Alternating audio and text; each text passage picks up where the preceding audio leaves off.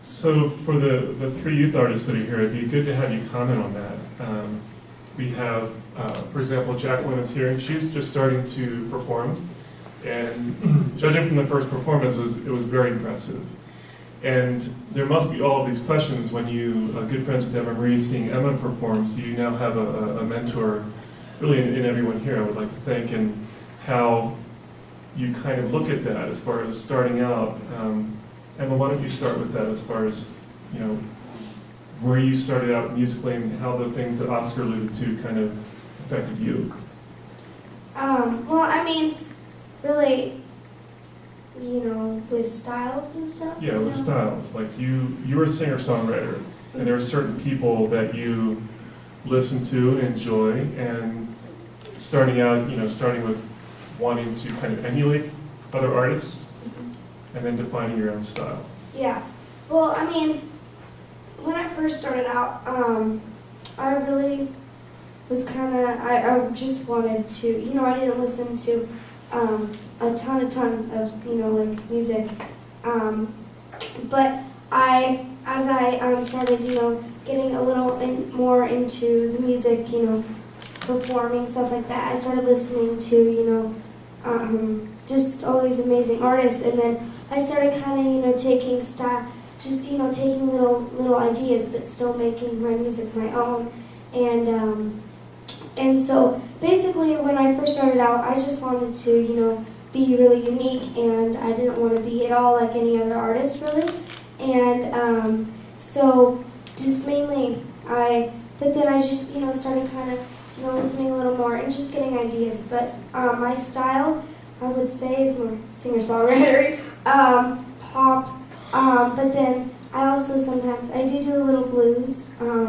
It's not my main style, but I do a little bit of that, just to throw in, you know, a little mix.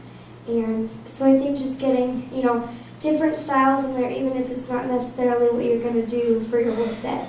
I think it's good to get, you know, a couple different styles in there.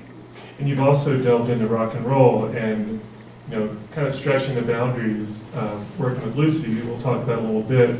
You're getting into some pretty heavy-duty rock and roll songs, which Yes. you probably wouldn't have initially thought that you would try before meeting Lucy. Yeah, I think when I first met Lucy, she's like, let's do Sweet Child of Mine by Guns N' Roses. I'm like, okay. So we did that, and I was, you know, kind of expecting it not to go so well, because that's not really what I do. I don't usually do rock.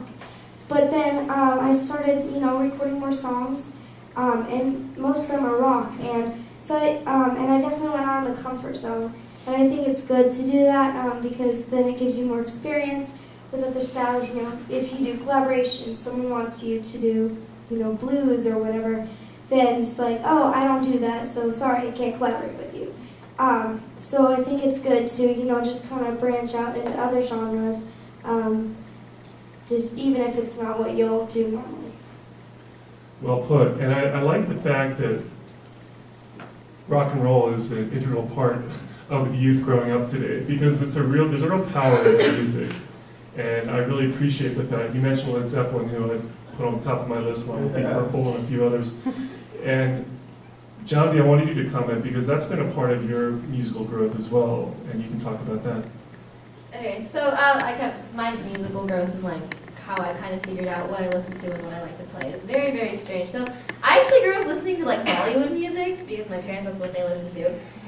And then, then I turned 7, and then I finally figured out how to use a computer. And one of the videos in my suggested was "Somebody to Love" by Queen. Yes. and then it just kind of progressed on from there, and I listened to like classic rock and roll, Jerry Lee Lewis, Charles. It's just like all over the place, and that's what I listened to for the longest time. And then I was just like, you know, I listened to a lot of this great music, like Fleetwood Mac, David Bowie, that's what I like to listen to, but I thought I'd give something else a go, so I started listening to K-pop, okay? And then, after that, I started listening to bands that no one's heard of before, Catfish and the Bottlemen, Marco and the Nuclear So-and-So's, Milk Carton Kids, and I still think I'm old and dainty, so I still own vinyls and a record player, and I have everything from K-pop to Margo and the Nuclear So-and-So's to the Milk Carton Kids to Queen to Led Zeppelin to Black Sabbath, it's just a very wide variety, and I like to incorporate that with my music. So like every now and then, like it's like my kind of category of music that I wrote and then I played fell into like singer-songwriter kind of pop-ish at the beginning. And then I was like, let's try something different. Once I heard Maya's music, I was like, I didn't know music like this existed in the first place. And like, I'm not an easy crier, but the first time I heard Maya, I was just like, this is some pretty heavy stuff. And I just like, I want my audience to feel that. And I just don't feel like I can do that with the music I'm producing. So I worked on it. I looked for a lot of different mentors and people I felt that could like help. I learned a lot by listening to Maya's tracks on repeat on SoundCloud. And I learned a lot just like looking at local artists and listening to artists that aren't as big in the scene because they're really, really good. Also, if they come to Colorado, you can get great tickets. So that's also it's a plus. And it's just incorporating different elements and different artists that play completely different genres can really change the way you play your music and the way you write your music. And I feel like a lot of us take that for granted. And it's just something I feel like every younger artist needs to recognize. Just give it a chance is the thing. We're seeing that in circulation of popular radio now. The people that are on the radio, the people that are making the big bucks right now, take every genre and literally slap it together. Judah and the Lion is like a really good example of that. It's like there's a fiddle and there's a little rap and there's also some country. 21 Pilots is another one. Cage the Elephant just released Cold, Cold, Cold, which sounds like the Mamas and the Papas. So it's, and Cage the Elephant is obviously not a 60s and 70s style rock band. So that, what she said, is so important to anybody who's trying to write music, is don't stick yourself in a box and stay there and close the lid and be like, I am only playing this music, this is only the music that I'm producing. Let it all in. Stretch yourself as far as you can. It can be beyond the instrumentation as well. If you like something, you have to go, why do I like that? Now, maybe you'll never play an electric guitar, but the youthful energy of that rock and roll, the attitude, you can take that and play that on anything. You can take it in, have it be part of you, and use it in a different way. It's not just realizing that you like this type of music and you want to play this style, understanding what the heart of the style is, what the emotional energy behind it is. And when you start to see how artists can convey something through that, you push yourself to kind of break through the next level of being a musician, from a technical musician to an artistic musician, understanding. Because that's really your goal if you're trying to be an artist and like have your work done, not just performing other people's work. It's a huge thing. Like kind of that, like there's so much inside you that you don't realize is there. So like you have that, even the technical stuff, like if you understand your instrument, it's there and before you even realize. So just like, also just taking everything you hear, everything you like or everything you don't like, and just like taking pieces of it, like taking everything with a grain of salt, you like end up with a seed of everything, and it becomes like part of you. So just like letting yourself feel things and putting out things, like just like creating, even if you don't understand what it means yet, that's kind of how it's all subconsciously there. Yeah, and like not understanding what you're writing is also a big part of it, because I always try and understand everything that I produce and everything that other artists produce. I'm just like, what were they thinking? Like, what does this mean? It's definitely symbolic. And then one of my lyrics is, don't call my name before you catch the summer. And people were like, what does that mean? Like, are you depressed? I'm like, no, I was born in June. And sometimes you and there's like, no, you're a liar. Like, no, I was born in June. And it's just kind of accepting the fact that you're not going to understand everything you produce, and you're not going to understand everything that your favorite artist may produce, and that's totally okay.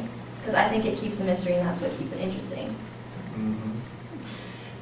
And to hone in on Maya for a moment, there was a comment I was speaking with Cindy after a gig of Maya's, and we said to each other, she breaks all the rules, but it completely works. Like, that's a real part, Maya, of your style. Like, you know the rules, but you just break them.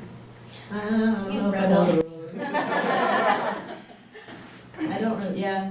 I think that it's actually something I've been struggling with lately because I know a lot of very like incredible like classical musicians. Like my friend Sierra, she plays cello with me, and it's been hard for her because she was like intensely classically trained, and it's hard for her to like break the rules and stuff like that. So that's like my like struggle, like wanting to learn more, but also not. I don't know, my brain can't handle very much, I feel like. But also, you like are probably you probably know exactly what you're doing, and you're still like making me feel things. And that happens. It's just like, it depends on what type of person you are. I don't know. But yeah, it's fun to like mess around and break things. Just like throw rocks at the rules. I don't know what I'm saying. And part of breaking rules and making music is knowing which rules to break. Yeah. Which oftentimes people say, I'm a singer, I don't need to learn instrumentation, I don't need to sight read, I don't need music theory. That couldn't be farther from the truth. You need it. You need to be able to know where, whatever is in that brain of yours, whatever creative element you have that you want to get out, where it's going and how to get there. Whether that means doing it yourself, hiring somebody to do it, collaborating with somebody else to do it.